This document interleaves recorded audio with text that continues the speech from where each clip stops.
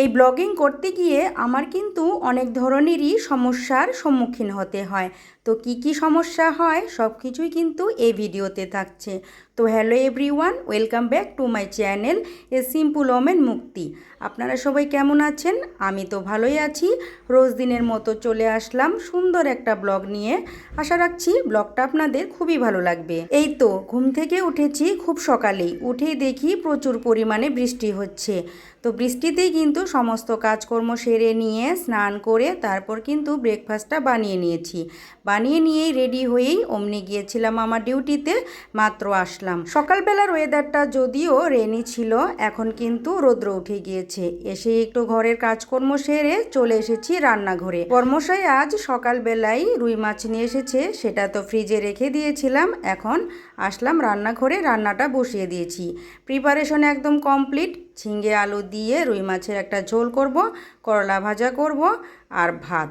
তো যাই হোক, এইদিকে কিন্তু রান্নাটা বসিয়ে দিয়েছি আর ওইদিকে চাউলটা ড্রামে রেখে দিলাম।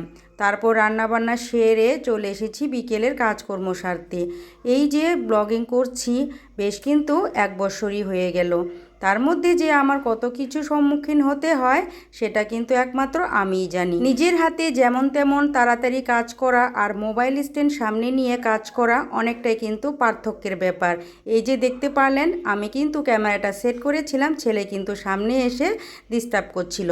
সে প্রায় ডিস্টার্ব করে না, এখন অনেকটাই বড় হয়ে গেছে। আমি যদি আমার সোনা বাবাকে বলি এখন আমি ভয়েস ওভার দেব, একটু চুপ করে থাকো, সে কিন্তু চুপ করেই থাকে। সব থেকে বড় কথা হইল এটা কিন্তু একমাত্র আমারই দোষ, কারণ আমি নিজেই সময় পাই না। আর যে সময়টা আমি চুজ করে নিয়েছি সেই সময়টাই কিন্তু আশেপাশের অনেকটা নয়েজ হয়ে যায়, তবুও কিন্তু আমাকে অ্যাডজাস্ট করে নিতেই হয়। আর আমি জানি আপনারাও কিন্তু অনেকটাই অ্যাডজাস্ট করে নেন। এই যে ভয়েস ওভার দিচ্ছি এখনও কিন্তু আশেপাশের অনেকটা নয়েজ আসছে, তবুও কিন্তু আমি কাজ করেই যাচ্ছি। আমি জানি সব থেকে যেটা বেটার টাইম হচ্ছে ভয়েস ওভার দেওয়ার, সেটা একমাত্র রাত্রে।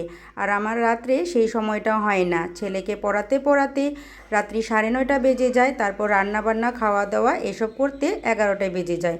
তখন আর ইচ্ছে হয় না যে ভয়েস ওভার দিই, তখন একটু মনে হয় যে ঘুমিয়ে পড়ি।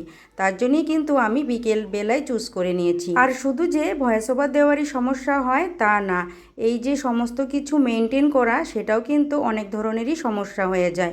এমন ব্যস্ততার মাঝখানেও কোনো সময় পড়ি যে আমি ভিডিও দিতে পারি না। সত্যি কথা বলতে আমার জায়গায় যদি অন্য কেউ থাকতো তাহলে কিন্তু এই ব্লগিং করা ছেড়েই দিত, কিন্তু আমার মনে সেই ইচ্ছা শক্তি রয়েছে, তার জন্যই কিন্তু এই কাজটা আমি কন্টিনিউ করেই যাচ্ছি। দেখুন, আমাদের জীবনে যে কোনো কাজে কিন্তু অনেক ধরনেরই সমস্যা আসে।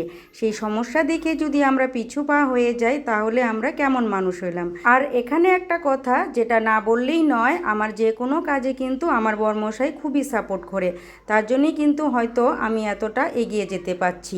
আমি জানি না কতটুকু এগোচ্ছি, তবুও কিন্তু চেষ্টা করেই যাচ্ছি।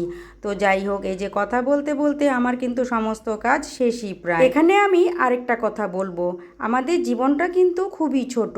এই ছোট্ট একটা জীবনে যে কোনো কর্ম করব, কর্মটা যাতে সম্মানের হয়। আয়নার সামনে গিয়ে নিজের চোখ মিলিয়ে যেন নিজের দিকে ভালো করে তাকাতে পারি, এমন কাজ করব না যে নিজেও ছোট হয়ে যাব বা অন্যদেরকেও ছোট করে দেব।